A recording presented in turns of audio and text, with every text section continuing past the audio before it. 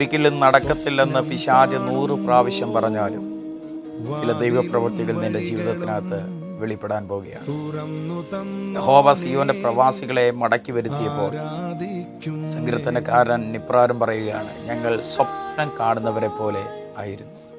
ഒരിക്കലും സാധ്യമാകത്തില്ല, ഒരിക്കലും നടക്കത്തില്ല എന്ന് പിശാച് 1000 തവണ ഹൃദയത്തിനകത്ത് പറയുമ്പോഴും ദൈവം അവരെ മടക്കി വാഗ്ദത്ത ദേശത്തിലേക്ക് കൊണ്ടുവന്നു.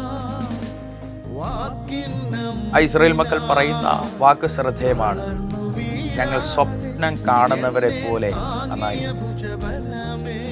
സ്വപ്നം കാണുന്നത് പോലെ ചില ദൈവപ്രവൃത്തികൾ നിങ്ങളുടെ ജീവിതത്തിനകത്ത് ദൈവം ചെയ്യും.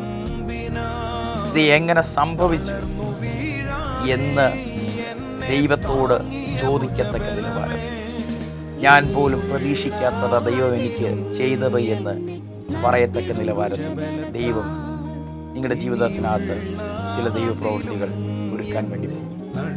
അതുമാത്രമല്ല, ദൈവം അവരെ മടക്കി വരുത്തിയപ്പോൾ അവർക്ക് നഷ്ടപ്പെട്ടു പോയ സന്തോഷവും ചിരിയും ആർപ്പും അവരുടെ ജീവിതത്തിനകത്ത് മടങ്ങി.